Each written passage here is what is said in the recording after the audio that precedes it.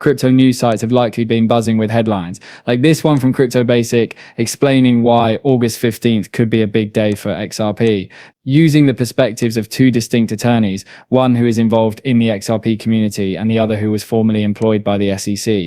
I want to explain this to you, thus they are extremely knowledgeable. The community has been discussing what all of this really means in great detail. And to be honest, I kind of cringe at some of the speculations that are out there, but I thought I'd give a brief update to help clarify things. Additionally, there's another noteworthy development that will be great for XRP. Take a look at this Cointelegraph article regarding the SEC's approval of in-kind creations and redemptions for cryptocurrency ETPs. I'll give you a clear explanation of what this implies. Let me start with my standard disclaimer though. I'm by no means an expert in finance. Please don't rely any decisions you make about buying or selling on what I share here, as I'm not offering you investing advice. This is CoinGate's most recent news, which has an intriguing headline.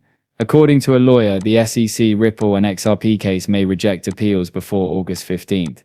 The status report is due on August 15th, and former SEC attorney Mark Fagel is genuinely feeling hopeful about the potential outcome of the XRP case.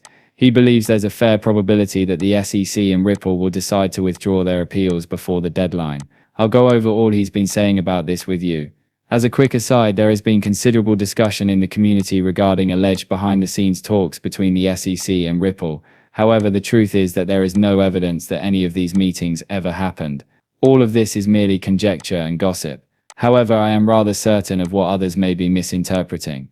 I'm going to assume that they're talking about something that has become extremely commonplace, and I've lost count of how many times this has happened in the last several years. The SEC meets once a week to discuss a variety of general issues, but they never disclose the specifics to the public.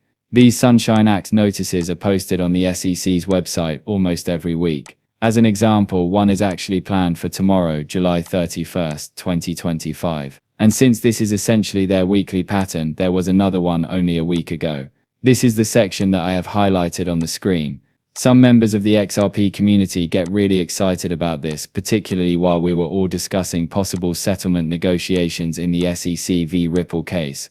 When someone uses language like this, they are drawn in and assume it is about Ripple even though it isn't. I occasionally have to make films demonstrating why this is wholly incorrect and not what people believe it to be once this crap starts to circulate and go viral in the XRP community. However, it's easy to understand why this language excites everyone. This is what it says in reality. The following subjects will be the focus of the closed meeting: resolution of litigation claims, initiation and settlement of administrative proceedings, institution and settlement of injunctive actions, and other issues pertaining to enforcement and examination processes. You can now see how wide that is. Literally, it could be about anything. And people actually do just that. They imagine it's all about their favorite case, letting their imagination run wild. Posts like this one from Crypto Crows and an XRP community member who stated, SEC just holds their fourth closed-door meeting on Ripple's appeal, seem to be discussing this topic. The next breakout might be dramatic if they withdraw the appeal, but a delay could delay the approval of XRP spot ETFs.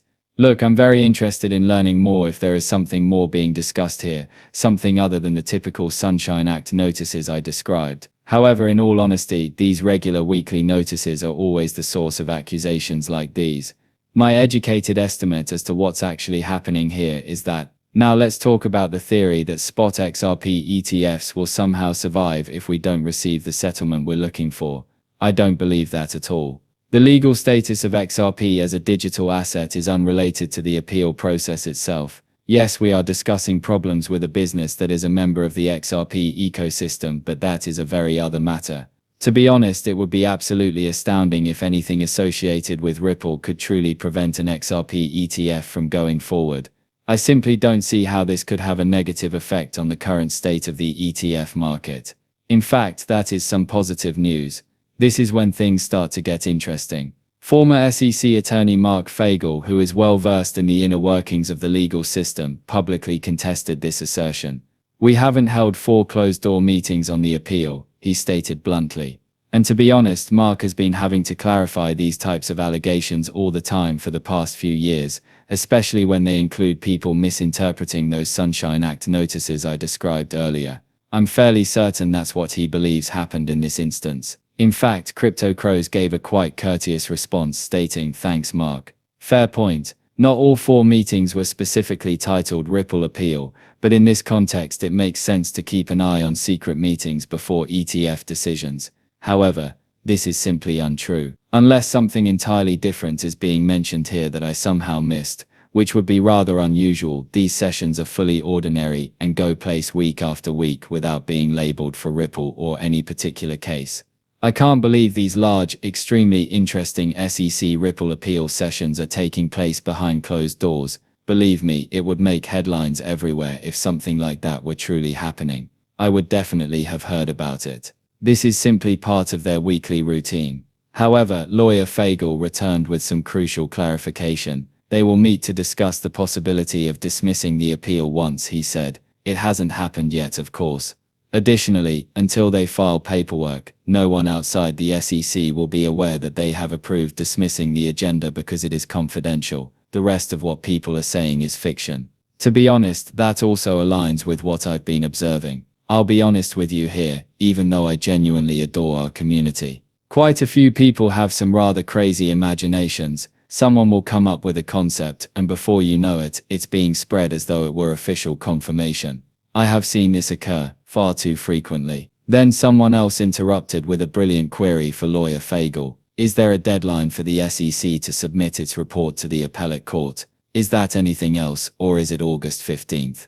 Mark's answer was really beneficial. I think the parties should report on the status of their appeals by that date. Although there isn't a strict deadline for them to submit their dismissal documents, I anticipate that they will make an effort to do it before then. As a result, he anticipates that everything will be resolved in the coming weeks, which would be wonderful news. Now this is the kind of news that could, and I'm not making any predictions here, send XRP markets into a tailspin on a global scale, even though XRP already has full legal certainty, and the entire crypto fight is essentially finished. As I write this, the market is somewhat retreating, but we are still on a bull run. However, nothing unusual is occurring here that is completely typical. In fact, this type of pullback occurs frequently, even just before to the most exuberant moments of bull runs.